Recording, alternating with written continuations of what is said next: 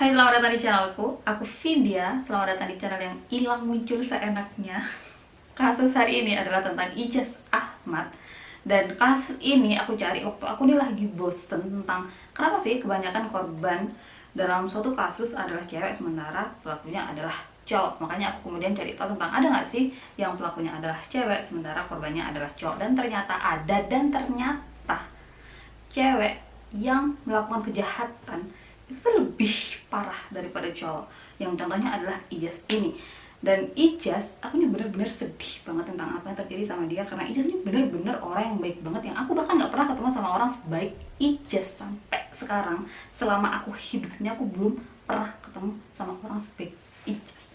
Dan sayang banget, sedih banget dengan akhir hidup Ijaz yang benar-benar menyedihkan. Ijaz lahir pada 8 Februari 1962 di Faisalabad, Pakistan, sebagai anak terakhir dari 3 bersaudara. Keluarga orang tuanya berasal dari India, yang kemudian mereka putusin untuk pindah ke Pakistan setelah Perang Dunia Kedua. Ayah Ijaz punya beberapa bisnis sukses yang semuanya dibangun dari nol, tapi waktu semua hal udah berjalan lebih baik untuk keluarga mereka, justru ayahnya Ijaz meninggal waktu Ijaz masih bayi. Setelah ayahnya Ijaz meninggal, ibunya Ijaz ambil peran sebagai kepala rumah tangga sekaligus tulang punggung keluarga. Dia kemudian melakukan 2 peran sekaligus sebagai ibu dan sebagai seorang ayah. Dari situ hubungan Ijaz sama ibunya kemudian jadi deket banget. Ijaz kemudian lihat gimana ibunya benar-benar bertanggung jawab untuk memenuhi kebutuhan keluarganya sekaligus untuk membesarkan anak-anaknya. Makanya Ijaz kemudian berjanji sama dirinya sendiri kalau nanti dirinya udah dewasa, dirinya bakalan jadi sosok yang penuh tanggung jawab ke ibunya. Tahun 1980, waktu Ijaz berusia 18 tahun, dirinya harus kehilangan sosok yang benar-benar dirinya cinta. Jadi ceritanya, suatu malam Ijaz ini udah tidur, tiba-tiba dia kedengeran suara berisik dari arah luar. Ijaz kemudian buru-buru bangun dan keluar dari kamarnya. Di situ dirinya udah lihat ibunya yang mondar-mandir kayak orang bingung, dan ibunya ini juga kemudian ngomong ngelantur. Yang inti dari omongan ibunya ke Ijaz waktu itu adalah ibunya Ijaz minta Ijaz untuk ambil tabungan yang waktu itu ibunya ini pegang. Jadi ini kamu ambilin tabungan untuk kamu pergi kuliah ke Amerika. Ibunya Ijaz kemudian minta Ijaz untuk janji kalau Ijaz bakalan pergi ke Amerika, kuliah di sana, dapetin pekerjaan yang bagus, dan jaga keluarga kita. Ijaz kemudian janji sama ibunya untuk lakuin semua itu, dan setelahnya ibunya Ijaz justru langsung jatuh ke lantai dalam keadaan sesak nafas. Ijaz kemudian langsung panggil ambulans, dan waktu mereka udah sampai rumah sakit, dokter yang periksa ibunya kemudian bilang sama Ijaz kalau ibunya Ijaz udah meninggal karena serangan jantung. Setelah meninggalnya ibunya, Ijaz kemudian langsung ngelakuin persiapan untuk penuhi janji terakhirnya ke ibunya. Dia mulai nabung, dia mulai belajar bahasa Inggris sampai benar-benar fasih, dan sebagai tambahan dia kemudian juga belajar bahasa Arab, juga bahasa Prancis. Ijaz butuh waktu 2 tahun untuk melakukan persiapan biar dirinya bisa pergi ke Amerika, dan setelah semuanya dia siapin dan dirinya pikir ini udah beres, udah siap untuk aku pergi ke Amerika, Ijaz langsung pergi ke Amerika untuk penuhi janjinya ke ibunya. Selama di Amerika, Ijaz kemudian tinggal di sebuah apartemen yang ada di Memphis, Tennessee bareng sama seorang temennya. Dan waktu itu Ijaz bukan cuma langsung kuliah, tapi dia juga langsung kerja, yang uang dari hasil kerjanya bukan cuma dia pakai untuk kebutuhan sehari-harinya di Amerika, bukan cuma untuk biaya kuliahnya, tapi juga untuk ngirim uang ke keluarganya yang ada di Pakistan. Di lingkungan tempatnya tinggal, Ijaz dikenal sebagai sosok yang lucu, yang bikin suasana hidup, yang baik banget, yang ramah banget, yang dia nih suka banget masak masakan Pakistani. Itu kemudian masakan dia kasih ke siapapun yang datang ke apartemennya, atau dia bagi-bagiin ke siapapun yang ada di sekitar apartemennya. Dan Ijaz juga kemudian nyoba untuk makan makanan Amerika, tapi ternyata itu tuh nggak terlalu cocok di lidahnya. Tapi ada satu makanan yang bener-bener Ijaz suka, yang dia tuh nggak bisa tanpa itu makan. Dan Ijaz suka banget sama selai kacang. Waktu dia baru datang ke Amerika dan dia tahu kalau ada selai kacang yang itu kemudian cocok banget ke lidahnya, Ijaz mulai campurin selai kacang itu ke makanan apapun yang bakalan dia makan. Dan satu hal lagi yang Ijaz suka tentang Amerika adalah rumput. Jadi kayak kita ngeliat rumput itu kan biasa aja ya, tapi untuk Ijaz itu tuh bener-bener luar biasa. Karena mungkin di tempatnya tinggal, entah di sana tuh nggak ada rumput yang benar-benar hijau atau nggak ada rumput yang sehat yang bisa dirawat gitu kan. Waktu dia datang ke Amerika dan dia rumput yang ada di pinggir jalan, yang ada di halaman rumah orang, dia ini benar-benar suka. Dia mulai suka untuk merawat rumput, untuk potong-potongan rumput. Dia benar-benar suka hal-hal kayak gitu yang bahkan kita tuh gak suka. Terus selain dikenal sebagai sosok yang lucu, yang baik, yang ramah, Ijaz juga dikenal sebagai sosok yang pinter banget. Yang waktu itu Ijaz punya 2 gelar master, satu di University of Memphis dan satu lagi di University of Mississippi, yang kedua-duanya untuk jurusan teknik. Kemudian untuk kerjaannya Ijaz nih jadi bener-bener sukses banget. Dia jadi kayak bapaknya yang punya beberapa usaha. Ijaz punya toko ikan, 2 pom bensin, sewa menyewa properti, buka toko di Memphis Mall yang itu tokonya untuk jual-jualin baju, perhiasan, tas, dan barang-barang yang semuanya diimpor dari Pakistan. Ijaz juga punya bisnis jual beli mobil, dia juga lakuin investasi, dan semua hal yang Ijaz lakuin itu bukan cuma bikin dirinya sendiri nyaman, tapi juga bikin keluarga dan teman-temannya hidup dengan nyaman. Jadi Ijaz ini kan suka banget nolongin orang, dan untuk orang-orang sekitarnya yang butuh apapun, selama Ijaz bisa bantu, dirinya tuh bakalan kasih, entah uang, modal usaha, terus tempat tinggal, makanan. Ijaz ini benar-benar gak pandang bulu dalam menolong orang, dan sama orang lain aja dia begitu, apalagi sama saudaranya sendiri yang ada di Pakistan. Saudaranya ini dia kirimin uang, kemudian ada salah satu saudaranya yang ngalamin musibah, yang saudaranya ini nih harus mendapatkan perawatan medis secara terus-menerus, dan Ijaz kemudian yang nanggung biaya pengobatan saudaranya itu. Dari bayar dokternya, kemudian dari terapinya, obat-obatan, semuanya Ijaz yang tanggung. Kemudian untuk urusan cewek, Ijaz bilang kalau dirinya cuma mau bener-bener deket sama cewek yang dia yakin kalau itu cewek bakalan jadi istrinya. Jadi selain itu, Ijaz cuma anggap mereka semua teman biasa. Musim semi 1988, waktu itu Ijaz berusia 26 tahun, dan di tahun itu dirinya ketemu sama seorang cewek namanya Bonnie Mars yang usianya 22 tahun.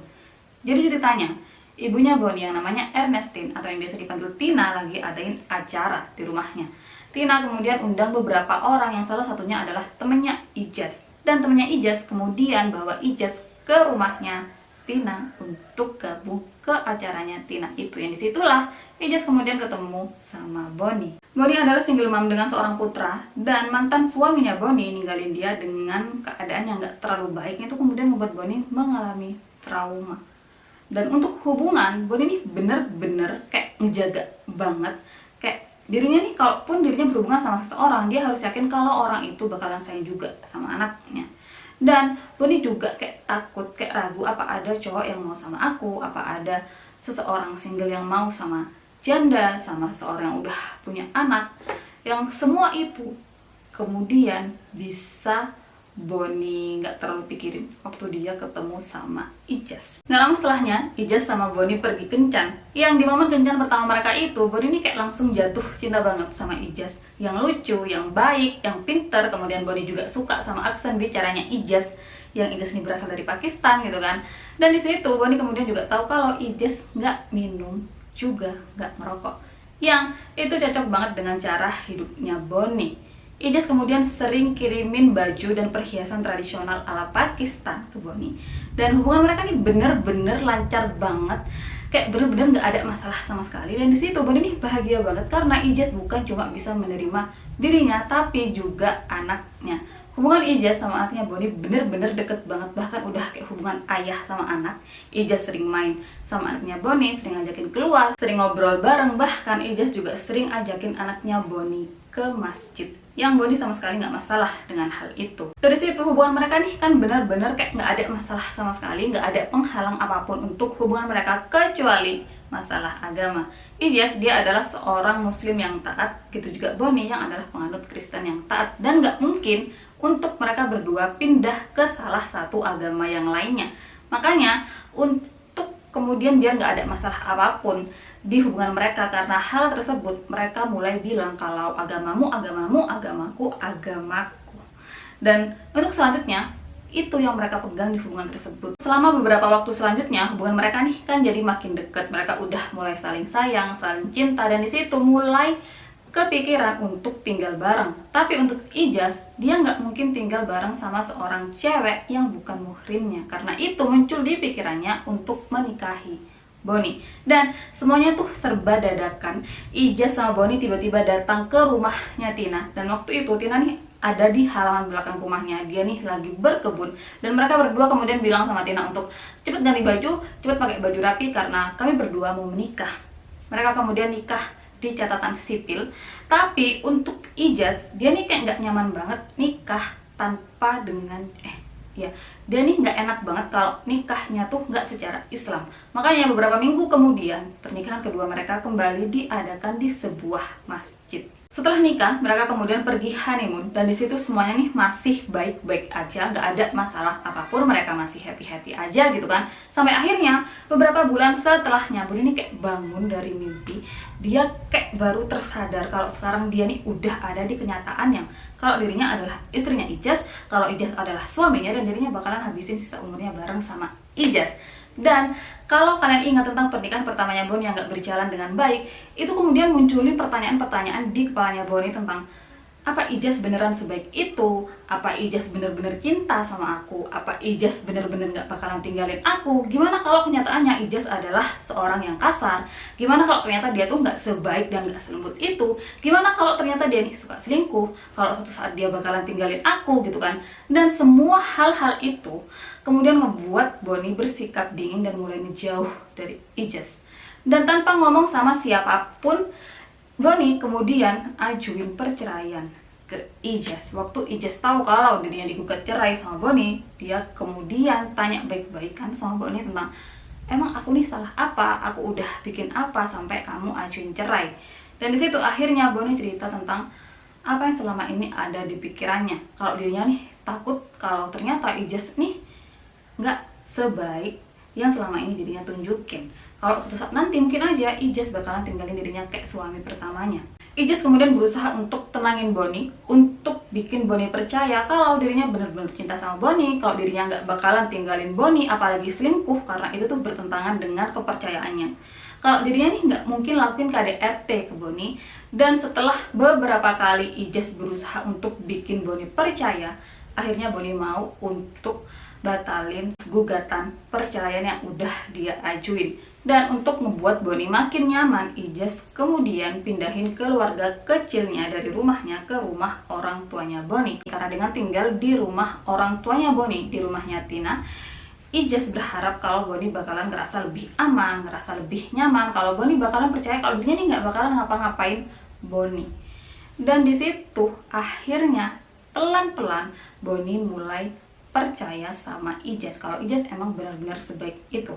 Kemudian selama tinggal di rumahnya Tina, Ijaz bersikap kayak biasa. Dia bangun pagi, dia bikin makanan untuk semua orang. Dan hubungannya Ijaz sama Tina kemudian jadi deket banget. Yang itu tuh udah bukan kayak hubungan menantu sama mertua, tapi udah kayak hubungan anak sama ibu. Kemudian Agustus 1991, Bonnie melahirkan anak pertamanya bersama Ijaz, seorang putra yang kemudian dikasih nama Jordan. Atau Ijaz biasa manggil Jordan dengan nama Tariq, nama Islamnya. Dan dari situ semuanya benar-benar kelihatan bahagia banget, benar-benar damai banget, nggak ada masalah apapun. Dan Ijaz dia benar-benar nikmati momennya sebagai seorang suami dan ayah dari 2 orang anak. Ijaz dia kemudian juga mulai berbaur dengan kegiatan-kegiatan atau perayaan-perayaan di Amerika. Dia mulai suka sama Halloween, dia juga suka sama perayaan di tanggal 4 Juli karena banyak kembang api gitu kan katanya kan. Dan mereka berdua, Ijaz sama Bonnie, juga mempertahankan tentang kepercayaan mereka yang agamamu, agamamu, agamaku, agamaku. Makanya Jordan juga kemudian secara teratur pergi ke masjid dan gereja. Tapi makin Jordan gede, Ijaz mendorong Jordan untuk memilih agamanya, agama Islam. Dan itu sama sekali nggak diterima sama Bonnie. Karena yang Bonnie mau, meskipun nantinya Jordan bakalan memilih Islam, itu sesuai kehendaknya Jordan sendiri tanpa didorong atau dipaksa sama siapapun. Dan hal itu kemudian ngebuat hubungannya Bonnie sama Ijaz jadi renggang sampai akhirnya pada tahun 1995 setelah 7 tahun menikah, mereka berdua memutuskan untuk bercerai. Setelah cerai, Jordan kemudian tinggal bareng sama Bonnie dan Ijaz kemudian keluar dari rumahnya Tina. Meskipun begitu, hubungannya Ijaz sama Tina dan Bonnie masih baik-baik aja. Dan setelah cerai, Ijaz kemudian mulai aktif untuk kegiatan pelayanan masyarakat. Dia mulai ikut kegiatan amal, dia jadi sukarelawan, dia bantuin tunawisma yang butuh tempat tinggal, yang butuh makanan gratis. Dan bukan cuma sekedar bantuin mereka untuk cari tempat tinggal dan kasih makanan gratis, tapi Ijaz juga bawa mereka untuk tinggal ke rumahnya, untuk tidur di rumahnya. Bukan cuma sekedar tidur di rumahnya kayak tidur di kamar tamu atau di ruang yang emang dia sediain gitu kan, tapi dia biarin orang-orang itu untuk tidur di kamarnya sendiri, di kamar utama rumahnya, sementara dirinya tidur di sofa. Coba, mana ada orang sebaik Ijaz yang biarin orang asing untuk tidur di kamarnya sementara dirinya sendiri tidur di sofa? Kalau itu kayak temen atau saudara, aku kayak bisa masih oke, nggak apa-apa, masih normal gitu kan. Tapi itu kayak benar-benar orang asing dia biarin tidur di kamarnya sementara dirinya sendiri tidur di sofa. Mana ada orang kayak Ijaz, coba kan.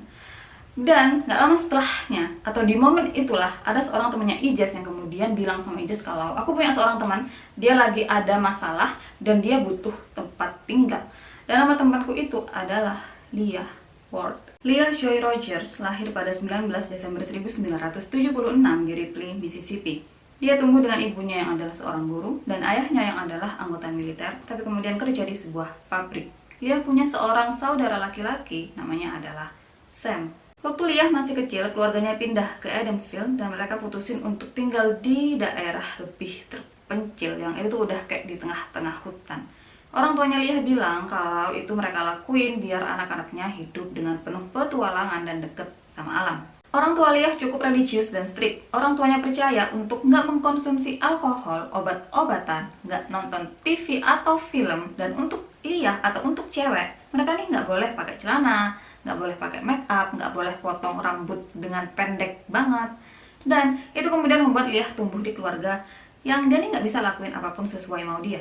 Di sekolah, awalnya Leah dikenal sebagai murid yang nyenangin dan suka berbaur sama guru juga teman-temannya. Tapi waktu dirinya udah naik ke kelas 5, Leah nih suka banget bikin ribut. Dia mulai suka ngebantah ke gurunya, dia juga mulai sering nggak kerjain PR. Dan makin Leah dewasa, dia nih mulai mabuk-mabukan, mulai ngerokok ganja, dan dia juga mulai suka kelahi sama teman-temannya. Dan karena Leah suka bikin ulah, orang tuanya kemudian bawa Leah ke rumah sakit jiwa. Yang di situ Leah kemudian didiagnosis menderita gangguan kecemasan dan depresi.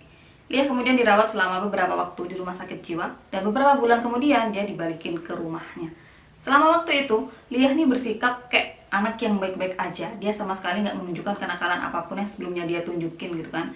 Tapi beberapa bulan kemudian dia balik lagi, dia mulai suka ngobat, dia suka minum, dia ngerokok ganja lagi, dan orang tuanya kemudian balikin dia lagi ke rumah sakit jiwa. Dan kejadian ini terus berulang beberapa kali. Leah bikin ulah, orang tuanya bawa ke rumah sakit jiwa, dipulangin selama beberapa waktu baik-baik aja, tapi beberapa waktu selanjutnya dia kumat lagi, dibawa lagi ke rumah sakit jiwa, terus-terusan kayak begitu. Dan Leah bukan cuma berurusan sama alkohol, sama obat-obatan, tapi dia juga beberapa kali kesandung kasus kriminal. Kasus kriminal pertamanya waktu Leah berusia 14 tahun. Dia nih ceritanya mau kabur dari rumah dan dia curi mobil neneknya untuk kabur. Tapi justru di tengah jalan dia malah nabrak mobil lain. Dan gak lama setelah kejadian itu, Leah mau kabur lagi dari rumah, dan kali ini mobil yang dia curi adalah mobil saudara laki-lakinya. Tapi lagi-lagi di tengah jalan dia nabrak trailer. Dan karena kejadian ini, orang tuanya Leah kemudian bawa Leah lagi ke rumah sakit jiwa. Karena udah berkali-kali dibawa ke rumah sakit, tapi sama sekali nggak menunjukkan tanda-tanda kalau Leah bakalan baik-baik aja untuk seterusnya gitu kan. Akhirnya orang tuanya Leah bawa dia ke sebuah group home, yang di situ ada anak-anak seperti Leah yang mereka nih kemudian bakalan dikasih terapi tertentu untuk membuat mereka kembali kayak selayaknya anak-anak remaja seusia mereka, yang nggak nakal, yang nggak ngerokok ganja, yang pokoknya baik-baik aja senormalnya anak-anak gitulah ya. Dan Leah ada di sana selama 6 bulan. Kemudian pulang dari sana, Leah dia kelihatan mulai lebih baik. Dia bahkan mulai planning untuk masa depannya kayak gimana, dia mulai pikirin sekolahnya, dia mulai ngomongin tentang cita-citanya gitu kan. Dan orang tuanya benar-benar ngeliat itu sebagai tanda-tanda yang positif banget. Tapi sama kayak sebelum-sebelumnya, beberapa bulan kemudian Leah kumat lagi, dia mulai mabuk lagi, ngerokok ganja lagi, pakai obat-obatan lagi gitu kan. Makin gede, Lia makin jadi anak yang pemberontak banget. Bahkan waktu dirinya berusia 17 tahun, Lia hampir nusuk temennya sendiri. Dan di usia Lia yang ke-17 tahun juga, dia diketahui hamil. Waktu orang tuanya Lia tahu kalau Lia lagi hamil, bukannya marah karena mereka kan keluarganya religius dan strict gitu kan.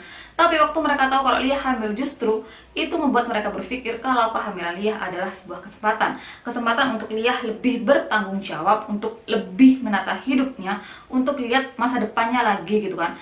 Padahal itu kayak bukannya malah tambah hancur ya kalau kayak gitu. Dan di situ orang tuanya Lia kemudian bilang kalau kami menerima kehamilanmu, tapi kamu harus menikah dengan laki-laki yang menghamilimu. Dan waktu itu cowok yang menghamili Lia adalah Larry Ward, yang juga adalah pacarnya Lia. Dan di situ karena kan mereka masih berusia belasan tahun, usianya tuh kayak masih 17 atau 18 tahun gitu kan. Nah, hubungan mereka ya kayak sekedar pacaran aja, masih belum cinta-cinta banget yang sampai harus nikah. Tapi waktu Larry ditodong untuk nikahin Lia, di situ dia bilang kayak, ya udah kita pacaran, aku emang nggak cinta-cinta banget sama kamu yang sampai aku harus nikahin kamu, tapi kamu lagi hamil anakku, ya udah kita nikah aja. Dan disitulah mereka berdua kemudian menikah, Lia sama Larry. Lia kemudian lahirin seorang putra, dan gak lama setelah kelahiran putranya, Lia hamil lagi. Dan kali ini dia melahirkan seorang putri. Menurut Larry, hidup sama Lia nih bener-bener sulit banget, karena Lia nih bakalan marah-marah tanpa tahu tempat, dan dia tuh kan marah-marahnya tiba-tiba gitu. Kayak 1 menit sebelumnya nggak ada apa-apa, mereka masih ketawa-ketawa, tapi di menit berikutnya Lia nih langsung marah-marah nggak jelas, Lia langsung serang dirinya gitu kan. Dan kalaupun Lia marah-marah, di detik berikutnya dia nih kayak langsung tiba-tiba kayak nggak ada masalah gitu, kayak moodnya dia atau emosinya dia tuh naik turun sesukanya. Bahkan pernah suatu malam Larry nih lagi mandi gitu kan, tiba-tiba Lia masuk ke kamar mandi sambil bawa 2 pisau, dan dia ancam mau bunuh Larry karena menurut dia Larry udah berselingkuh dari dirinya.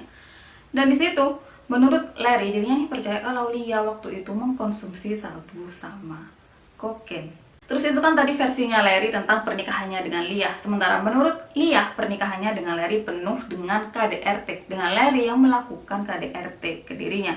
Dan tuduhan-tuduhannya Lia itu beberapa kali diajuin ke polisi. Lia juga bahkan mengaku salah satu KDRT yang Larry lakuin ke dirinya itu bahkan membuat dirinya masuk rumah sakit.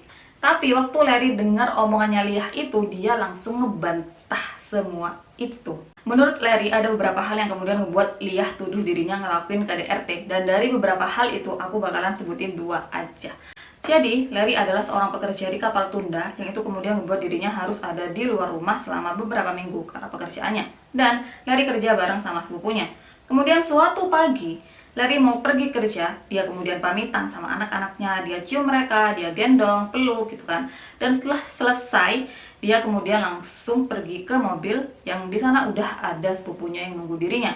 Kemudian waktu itu, Larry lihat anak pertamanya yang nangis karena kepergiannya, dan si anak pertamanya ini nih ada di pintu rumahnya. Jadi pintu rumahnya Larry tuh kayak ada kacanya gitu, jadi dia bisa ngelihat di mana anak pertamanya itu yang nangis sambil lihat dirinya. Kemudian dirinya lihat Lia yang bukain pintu rumahnya, yang di situ Larry kira Lia bakalan bawa anak pertamanya itu ke dirinya untuk ngasih kayak pamitan terakhir atau ngasih ciuman, pelukan kayak gitu kan, biar anaknya nih nggak nangis lagi. Tapi justru di situ Larry ngeliat Lia yang tendang anaknya dengan keras banget sampai jatuh ke lantai rumah mereka yang terbuat dari beton. Larry sama sepupunya kemudian langsung keluar dari mobil. Sepupunya Larry ini udah marah-marah sama Lia, dia bahkan mulai maki-maki Lia, dan dia bilang sama Larry kalau kamu nggak bunuh Lia, aku yang bakalan bunuh dia. Sementara Larry, dia berusaha untuk tenangin anaknya, dia peluk anaknya, dia gendong anaknya. Dan waktu itulah Larry kemudian lihat Lia yang lari, kayak melarikan diri gitu dari mereka berdua yang pasti bakalan marah sama dirinya gitu kan. Dan Larry kemudian berusaha untuk kejar Lia, tapi di tengah jalan dia stop karena menurut dia yang paling penting sekarang adalah menenangkan anaknya. Gak lama setelahnya polisi datang, dan di situ polisi kemudian bilang kalau Lia baru aja telepon kami karena dia bilang kalau dia adalah korban KDRT dari suaminya. Tapi setelah diperiksa ternyata semua omongannya Lia itu nggak benar, dan versinya Larry yang benar. Di situ Larry udah mikir untuk pisah sama Lia, dia udah mikir untuk cerain Lia gitu kan. Tapi dia lagi-lagi mikirin anaknya, dia kasihan sama anaknya kalau seandainya orang tuanya cerai, orang tuanya pisah gitu kan. Karena itu dia memilih untuk bertahan. Kemudian untuk yang kedua, yang Liyah bilang dia nih ngalamin KDRT sampai harus masuk rumah sakit. Jadi ceritanya, suatu malam Larry pulang dari kerjaannya, dia pulang lebih cepat karena dirinya mau ketemu sama anak juga istrinya gitu kan. Tapi yang dia dapetin justru rumahnya penuh sama orang-orang asing yang lagi berpesta. Ada banyak alkohol di situ, banyak narkoba di situ, dan dirinya temuin anaknya ada di dalam kamar. Entah Liyah sengaja kurung mereka di situ atau mereka sengaja mengurung diri. Larry, dia kemudian usir semua orang untuk pergi dari rumahnya. Yang di situ dia juga kemudian temuin sebuah mobil yang penuh sama, kalau Larry bilang sih itu mobil bau banget sama bau kokain. Dan karena Larry usir teman-temannya, Liyah kemudian marah-marah sama Larry, dan di situ Larry juga marah balik sama Liyah. Mereka tengkar besar malam itu sampai akhirnya Liyah memutuskan untuk pergi dari rumah. Gak lama setelahnya, Liyah telepon Larry. Dia kasih tahu Larry lokasinya saat ini. Dia juga bilang sama Larry kalau ada yang mau diomongin, tolong kamu kesini gitu kan. Tapi Larry nggak mau. Dia bilang nggak usah, buat apa gitu kan. Dan ternyata itu semua adalah jebakan, karena ternyata si Liyah ini dia telepon polisi dan bilang sama polisi kalau dirinya di KDRT sama Larry. Waktu polisi datang dan melakukan pemeriksaan, juga dicek tuh HP-nya mereka berdua. Dari situ polisi kayak, lah kamu yang di KDRT tapi kamu yang nelfon Larry ini gimana gitu kan. Dan untuk pemeriksaan selanjutnya kemudian diketahui kalau Larry sama sekali nggak melakukan KDRT ke Liyah. Dan setelah kejadian itu Larry kemudian memutuskan untuk bercerai dengan Liyah.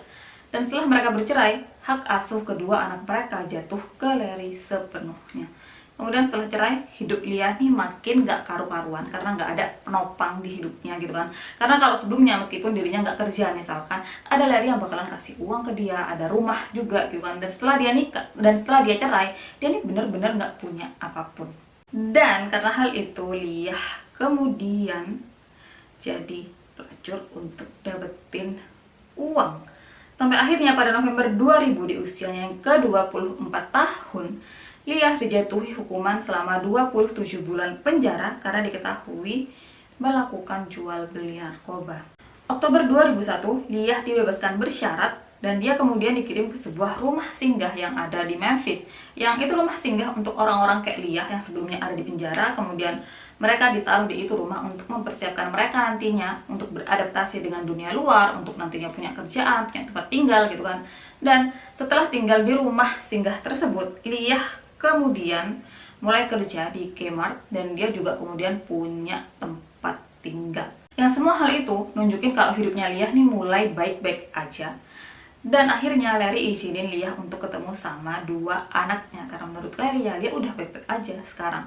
Tapi sayangnya pada tahun 2002 Liyah kehilangan pekerjaannya, yang itu kemudian membuat dia jadi depresi lagi dan dia mulai konsumsi narkoba. Udah nggak ada kerjaan, masih pakai narkoba gitu kan. Akhirnya Liyah diusir dari tempatnya tinggal karena dia nggak bisa bayar uang sewa. Dan Liyah lagi-lagi dia jadi gelandangan. Yang di momen itulah Liyah kemudian ketemu sama seorang temannya, yang temannya ini adalah temannya Ijaz. Dan temannya Liyah ini kemudian bilang sama Liyah, aku ada seorang teman yang dia nih baik banget, dia menampung siapapun di rumahnya. Aku bakalan ngomong sama dia, kali aja dia juga mau menampung kamu.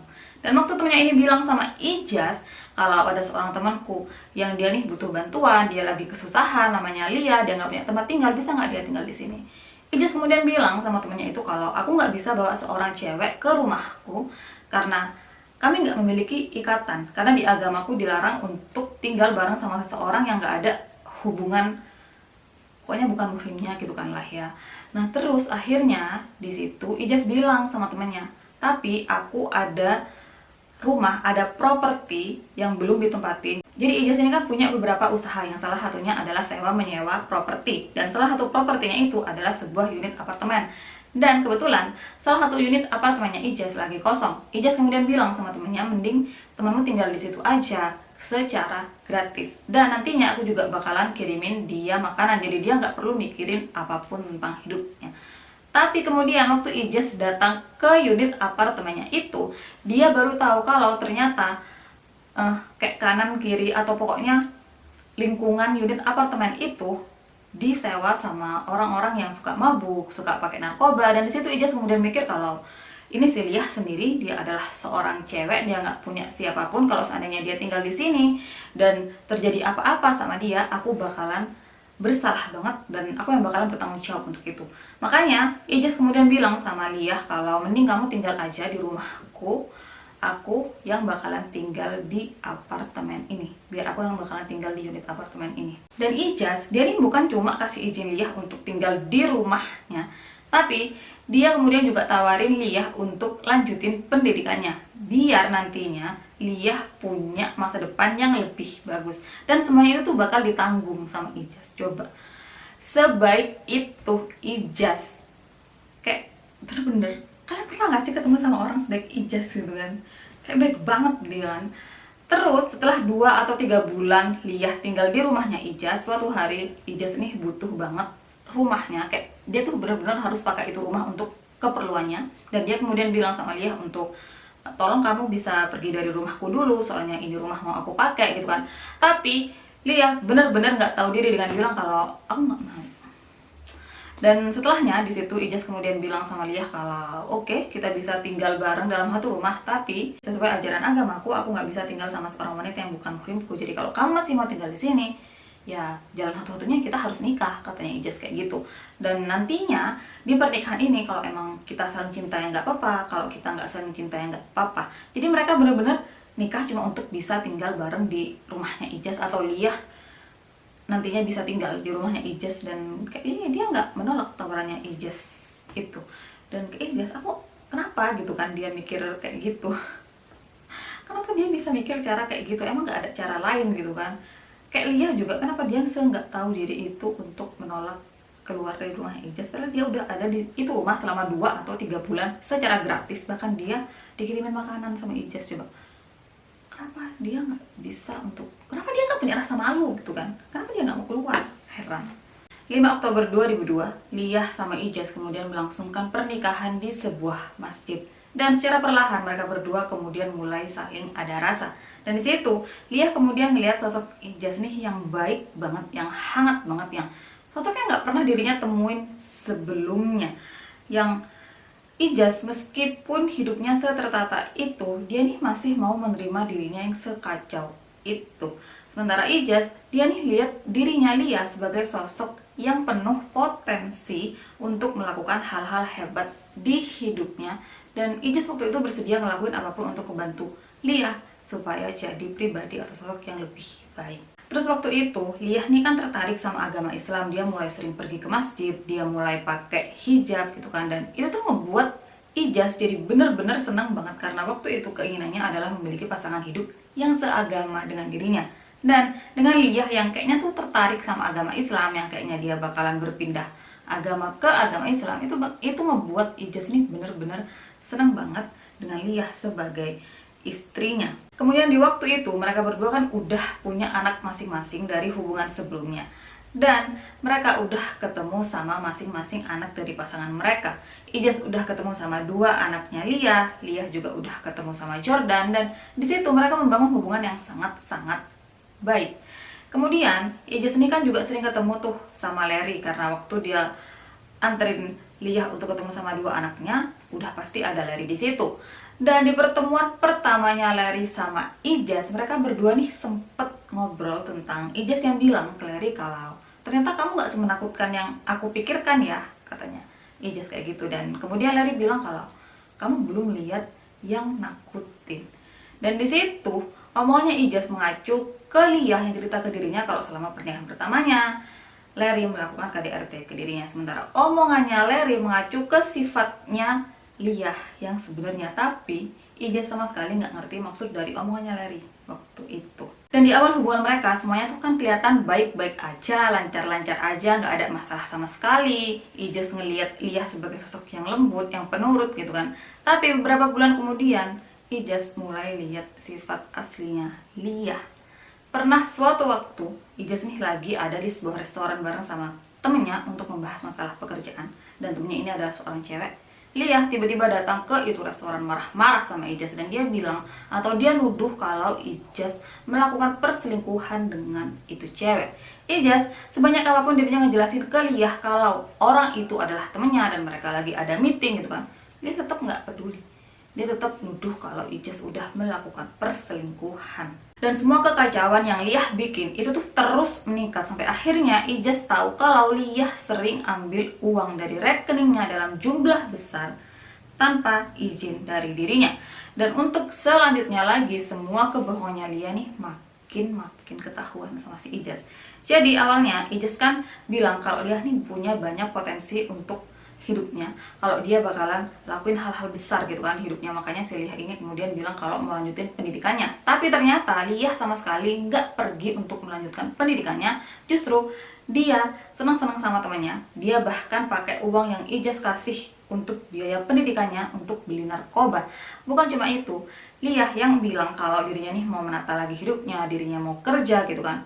Sama, dia pergi keluar untuk senang-senang sama temennya. Dan kalau Liah udah keluar, dia nih bakalan nginep di luar selama 1 atau 2 hari. Dan tiap kali dia pulang, Ijaz selalu tanya kan, kamu nih dari mana gitu kan. Liah kemudian bilang kalau itu bukan urusanmu. Terus sebelum ketemu sama Ijaz, Liah nih kan baru aja keluar dari penjara.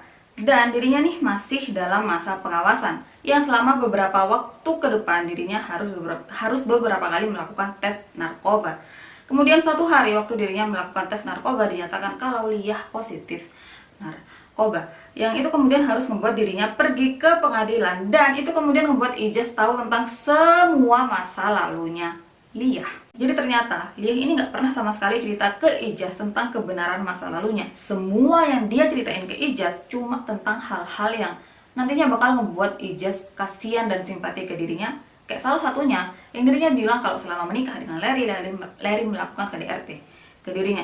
Sementara kebenaran tentang dirinya yang pernah pakai narkoba, dirinya yang pernah jual narkoba sampai akhirnya di penjara, bahkan dirinya yang jadi pelajar, semua itu nggak pernah diceritain Liah ke Ijaz. Dan waktu Ijaz tahu semua itu, dirinya benar-benar kerasa dibohongin, dimainin, dimanfaatin sama Liah. Dan itu semua bahkan bukan apa-apa, karena setelahnya Ijaz juga tahu kalau di 2 bulan pertama pernikahan mereka, Liah melakukan perselingkuhan dengan mantannya sampai akhirnya hamil. Dan karena Liah takut ketahuan kalau dirinya hamil sama mantannya, bayi dalam kandungannya Liah gugurin. Terus hasil dari persidangan, Liah saat itu menyatakan kalau Liah bakalan dihukum selama 6 bulan dan masa hukumannya bakalan dimulai beberapa minggu ke depan, atau tepatnya pada 1 Mei 2003. Dan selama waktu itu Ijaz kemudian banyak cerita ke mantan mertuanya Tina, juga ke teman-temannya tentang masalah rumah tangganya, tentang Liah yang ternyata tuh nggak sebaik dan sepolos yang dirinya pikir. Yang meskipun begitu dirinya nih masih tetap pengen bantu Liah, entah untuk meringankan hukumannya atau entah untuk ngebantu Liah yang nantinya bakalan keluar dari penjara gitu kan. Tapi kayak gimana caranya aku bantu Liah sementara aku di sini juga sakit hati dan kecewa dengan apa yang dia lakuin. Dia bilang kayak begitu. Dan di situ Ijaz kemudian bilang sama Tina kalau kenapa sih aku diginiin, kenapa sih aku dibohongin, apa aku nih terlalu baik gitu kan, apa aku nih emang pantas, atau kenapa sih aku nih dimanfaatin, katanya Ijaz tuh kayak gitu. Dan dirinya juga bilang kalau aku nih nggak mau cerai sama Liah karena usiaku sekarang udah 40 tahun. Masa iya di usiaku yang segini aku udah bercerai sebanyak 2 kali. Aku benar-benar nggak mau jadi duda yang untuk yang kedua kalinya. Dan di situ teman-temannya Ijaz juga bahkan Tina bilang kalau pernikahan kamu nih nggak seharusnya dilanjut karena hubungan kalian atau Liah bener-bener toksik banget.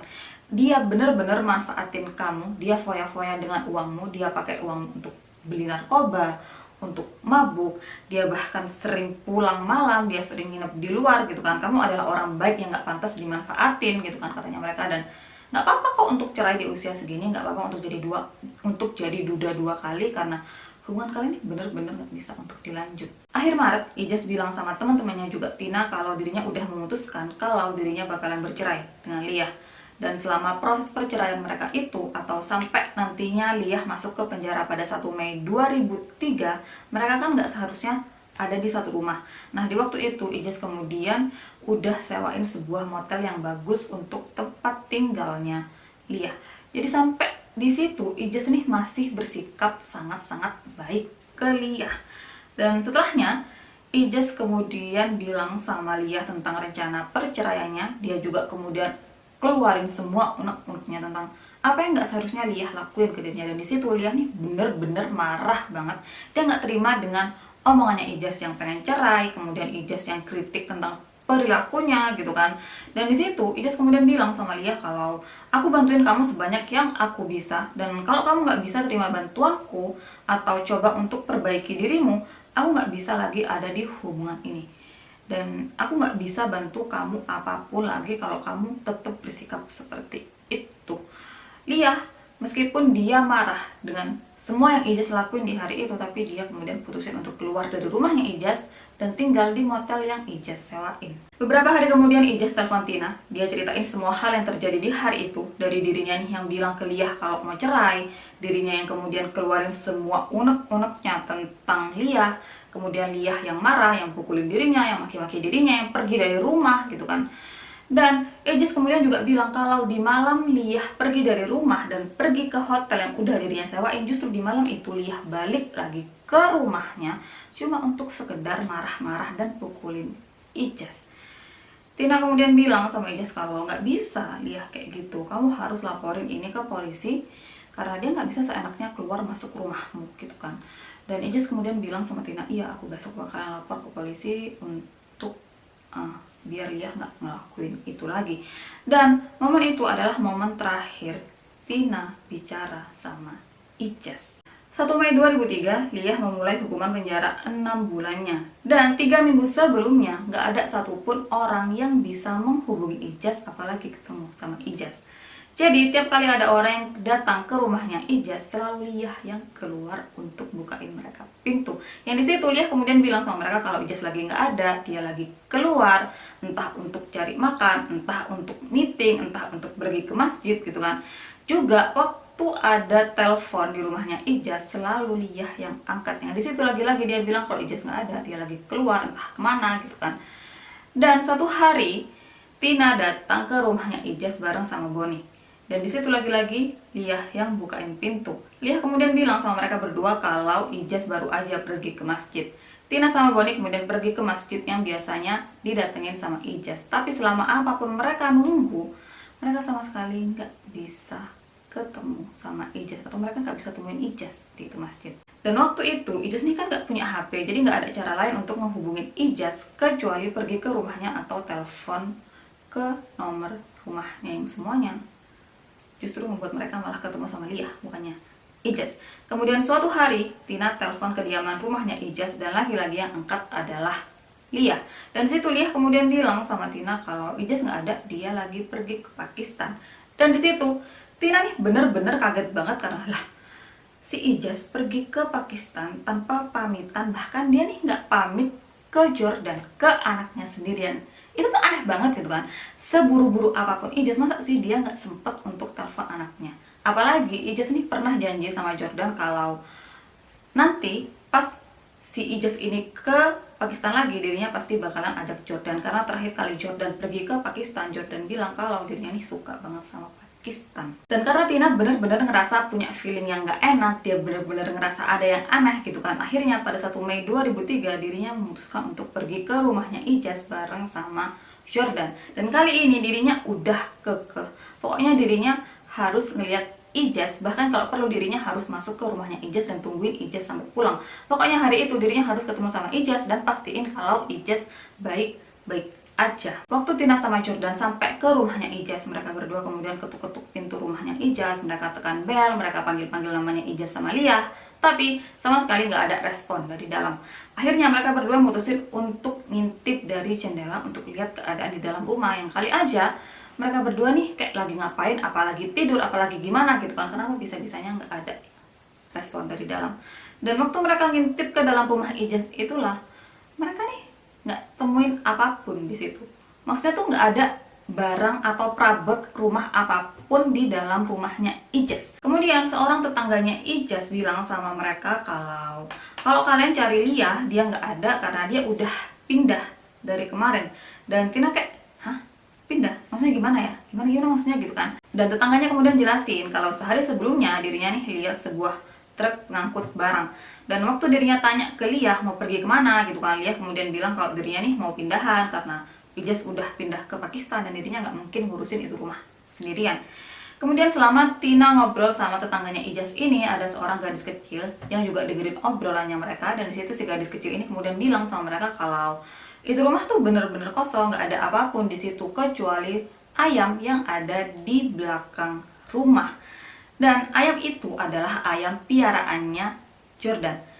Jadi Ijaz nih hadiahin seekor ayam ke Jordan, tapi karena Jordan nggak mungkin untuk ngerawat itu ayam, akhirnya Ijaz yang ngerawat ayam tersebut. Dan di situ Jordan kayak, loh kok ayamku ditinggal sendirian gitu kan, dan dia kemudian minta sama Tina untuk ambil itu ayam karena kasihan gitu kan, ayamku mah sendirian gak ada yang ngerawat gitu kan. Akhirnya Tina sama Jordan pergi ke halaman belakang rumahnya Ijaz untuk tangkap ayamnya Jordan. Mereka berdua kemudian pergi ke halaman belakang rumahnya Ijaz untuk tangkap ayamnya Jordan, dan yang kita tahu tangkap ayam itu kan sulit banget ya kalau nggak biasa. Dan Jordan sama Tina kemudian lari ke sana ke sini untuk kejar itu ayam. Beberapa kali Jordan kemudian lari ngelewatin area gudang kecil di halaman belakang rumah ayahnya waktu dirinya kejar ayamnya, dan di situ dari area gudang itu dirinya nyium bau yang busuk banget. Karena penasaran, Jordan kemudian berusaha untuk masuk ke itu gudang yang awalnya dikunci, tapi akhirnya dirinya bisa membuka itu kunci. Waktu Jordan masuk, dirinya kemudian ngeliat tumpukan kasur yang dikerubungin sama lalat. Tina ternyata dia adalah seorang mantan anggota polisi dan dirinya bisa nebak apa yang ada di dalam situ. Tina kemudian minta Jordan untuk mundur biar dirinya aja yang periksa apa yang ada di dalam kasur tersebut. Tina akhirnya ngintip apa yang ada di dalam itu kasur, dan kayak yang bisa kita tebak, di dalam kasur itu adalah tubuhnya Ijaz. Tina kemudian langsung telepon polisi, dan gak lama kemudian polisi langsung datang untuk mengevakuasi Ijaz yang ternyata udah meninggal. Dan Ijaz meninggal dalam keadaan yang bener-bener tragis banget, karena dua anggota tubuhnya gak ada, kepala sama area pribadinya gak ditemukan. Juga polisi menemukan luka di bagian kaki kirinya Ijaz yang dimungkinkan kalau siapapun yang udah membunuh Ijaz berusaha untuk potong itu kaki, tapi karena itu adalah bagian yang keras dan dirinya nggak berhasil untuk potong kakinya Ijaz, dirinya kemudian biarin tuh Ijaz begitu aja, atau si pelaku nih biarin itu kaki akhirnya nggak kepotong. Kemudian di tubuhnya Ijaz juga ditemukan 2 luka tembak di area dada dan perut, dan keadaan mayatnya Ijaz bener-bener busuk banget, udah bener-bener kayak ini mayat udah kayak dari beberapa minggu yang lalu gitu kan, kayak Ijaz nih udah meninggal dari beberapa minggu yang lalu. Polisi kemudian langsung melakukan pemeriksaan di rumahnya Ijaz yang itu bener-bener kosong banget, yang bener-bener gak ada barang apapun di dalam rumahnya Ijaz. Sampai akhirnya waktu polisi periksa area kamar mandi, mereka nyium bau yang gak enak banget, dan di lantai kamar mandi mereka menemukan noda berwarna coklat. Kemudian di area kamar tidur, polisi juga menemukan karpet yang sebagian besar bagiannya udah dipotong. Polisi kemudian mulai wawancara orang-orang terdekatnya Ijaz tentang siapa yang punya masalah sama Ijaz, siapa yang akhir-akhir ini berkonflik sama Ijaz gitu kan. Dan semuanya kemudian bilang kalau saat ini Ijaz lagi bermasalah sama Lia, istrinya, tapi mereka lagi ada di tengah-tengah proses perceraian. Dan karena terlalu banyak omongan gak enak tentang Lia, polisi kemudian cari tahu tentang keberadaannya Lia, yang ternyata Lia lagi ada di penjara.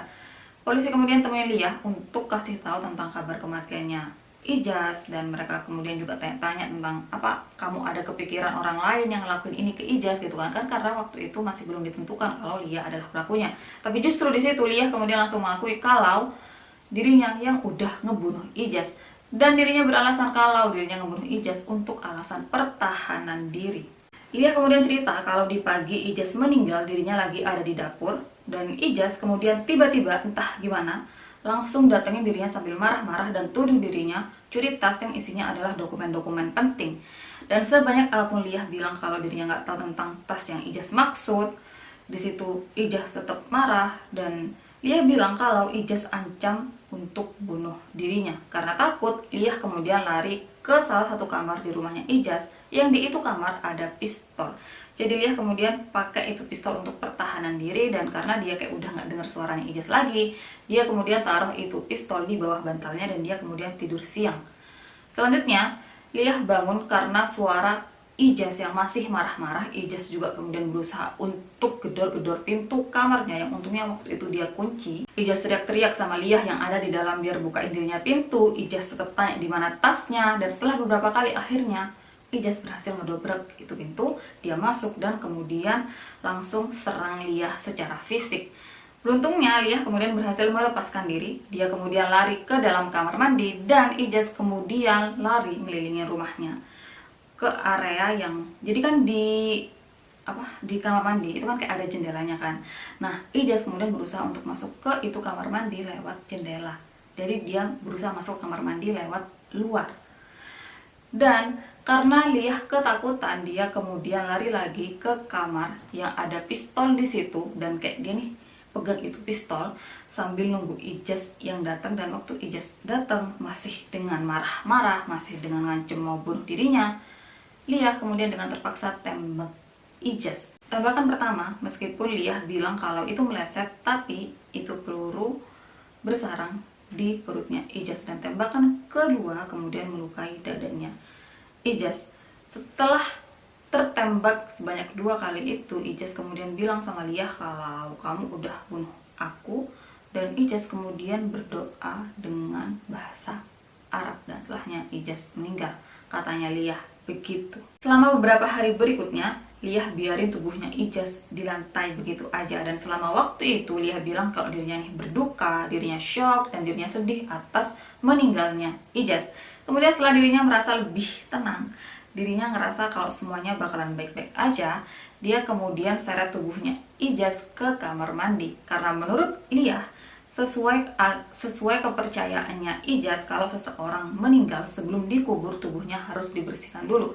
Makanya Liah kemudian bawa Ijaz ke kamar mandi untuk dibersihkan tubuhnya. Dan awalnya Liah mau bawa tubuhnya Ijaz masuk ke bathtub, tapi karena terlalu berat, akhirnya Liah bersihin tubuhnya Ijaz di lantai. Selesai bersihin tubuhnya Ijaz, Liah kemudian bungkus tubuhnya Ijaz pakai spray, dan dia biarin tubuhnya Ijaz di kamar mandi begitu aja selama beberapa minggu. Yang selama waktu inilah teman-teman dan keluarganya Ijaz coba untuk hubungin dia, tapi selalu Liah bilang kalau Ijaz nggak ada, dia lagi keluar. Dan setelah beberapa minggu itu, karena tubuhnya Ijaz nih udah mulai bau banget, Liah kemudian masuk lagi ke itu kamar mandi, dan dia nih kaget banget karena di kamar mandi itu banyak banget cacing-cacing kecil, terutama di tubuhnya Ijaz. Liah kemudian berusaha untuk bersihin tubuhnya Ijaz dari itu cacing-cacing, dan setelahnya dia berusaha untuk pindahin tubuhnya Ijaz. Tapi karena tubuhnya Ijaz terlalu berat dan dirinya nggak bisa bawa itu tubuhnya Ijaz, Liah kemudian potong tubuhnya Ijaz. Dia potong kepala dan kelaminnya Ijaz untuk mengurangi berat badannya Ijaz. Coba, aneh banget nggak? Dia kurangin berat badannya seseorang dengan ngilangin kepala dan alat kelamin, kayak aneh, nggak masuk akal banget gitu kan. Dan setelah dia potong 2 hal itu, Liah kemudian bungkus tubuhnya Ijaz dengan lebih banyak spray. Dia juga kemudian ikat tubuhnya Ijaz, yang itu tali kemudian dia pakai untuk bawa tubuhnya Ijaz, kayak dia teng-teng gitu loh. Yang itu kemudian tubuhnya Ijaz dia taruh di gudang belakang. Sementara kepala dan kelaminnya Ijaz dia bungkus jadi 2 bagian, dia pisah-pisahin, kemudian dia masukin ke tas.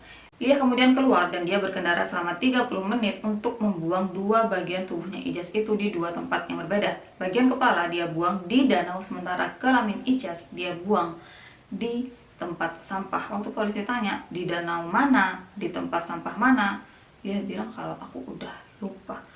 Dan selama Ijaz meninggal itu, Liah nih menggadaikan semua hal yang Ijaz punya. Beberapa di antaranya adalah 4 mobilnya Ijaz, perhiasan, semua propertinya Ijaz, semua usaha yang dia miliki, bahkan rumah yang waktu itu Ijaz tinggalin bareng sama Liah selama pernikahan mereka juga berusaha untuk Liah jual. Dan Liah kemudian juga ambil semua uangnya Ijaz, entah yang tunai maupun yang non tunai, dan semuanya Liah pakai untuk senang-senang, untuk dirinya beli narkoba. 1 November 2005, persidangan Liah atas kasus pembunuhan Ijaz dimulai. Dan di situ jaksa kemudian menyatakan kalau apa yang Liah lakuin ke Ijaz nggak mungkin sebagai bentuk pertahanan diri, karena kenyataannya Ijaz berusaha lepas dari Liah. Dia berusaha cerai dari Liah, tapi justru Liah tanggepin dengan marah-marah. Liah nggak terima dicerai sama Ijaz. Kemudian pernyataannya Liah ke polisi diketahui bohong. Liah kan bilang kalau dirinya nih diamuk di dalam kamar. Ijaz berusaha untuk masuk ke dalam kamar sampai ngedobrak pintu, kemudian berusaha masuk paksa ke dalam kamar mandi lewat jendela. Dan setelah semua hal itu diperiksa, sama sekali nggak ada kerusakan di jendela kamar mandi yang harusnya ada, sama sekali nggak ada kerusakan di pintu kamar yang harusnya ada karena didobrak, dan sama sekali nggak ada kerusakan di dalam kamar tidur yang Liah bilang dia nih diamuk di situ kan. Juga Liah ini kan bilang kalau dirinya berusaha untuk bersihin tubuhnya Ijaz karena sesuai dengan agama yang Ijaz anut, kalau seseorang meninggal dan dia mau dikubur, tubuhnya tuh harus dibersihin dulu gitu kan. Nah kenyataannya setelah diperiksa ternyata Liah nggak pernah bersihin tubuhnya Ijaz dengan normal, karena kenyataannya di situ Liah siram tubuhnya Ijaz dengan cairan tertentu yang itu kemudian membuat tubuhnya Ijaz nggak bau. Juga waktu tubuhnya Ijaz dikerubungin sama cacing-cacing, Liah siram tubuhnya Ijaz dengan cairan itu lagi. Kemudian dengan kenyataan yang Liah nih nggak lapor polisi setelah Ijaz meninggal, dia malah sibuk untuk jual-jualin asetnya Ijaz, itu tuh nunjukin kalau Liah lebih peduli sama uang dibanding sama Ijaz. Dan kenyataan tentang Liah yang penggal kepalanya Ijaz, juga potong area pribadinya Ijaz, itu nunjukin kalau apa yang Liah lakuin bukan sebuah bentuk pertahanan diri, tapi lebih karena ada konflik emosional di situ. Kalau ada masalah pribadi di situ yang pokoknya ini ada masalah khusus yang kemudian membuat seseorang serang area pribadi orang lain, bahkan sampai ngilangin itu area pribadi gitu kan. Dan hal yang paling aneh tentu aja, kenapa kalau Liah emang berusaha untuk ngurangin berat badannya Ijaz, kenapa dia harus singkirin kepala dan alat kelamin? Kenapa dia nggak singkirin hal-hal lainnya kayak paha atau lengan gitu kan yang berat-berat? Kenapa dia justru fokus ke dua hal itu yang sama sekali nggak mengurangi berat badan, maksudnya nggak mengurangi banyak berat badan seseorang gitu kan. Anehnya di situ kan. Liah kemudian dinyatakan bersalah atas pembunuhan tingkat pertama dan dia kemudian dijatuhi hukuman seumur hidup. Dan sampai hari ini Liah nih masih di penjara dan dia nih sama sekali nggak menyesal dengan apa yang udah dia lakuin ke Ijaz. Dan tiap kali ditanya tentang apa yang dia lakuin ke Ijaz, dia selalu bilang kalau aku nggak bunuh Ijaz, dia yang bakalan bunuh aku.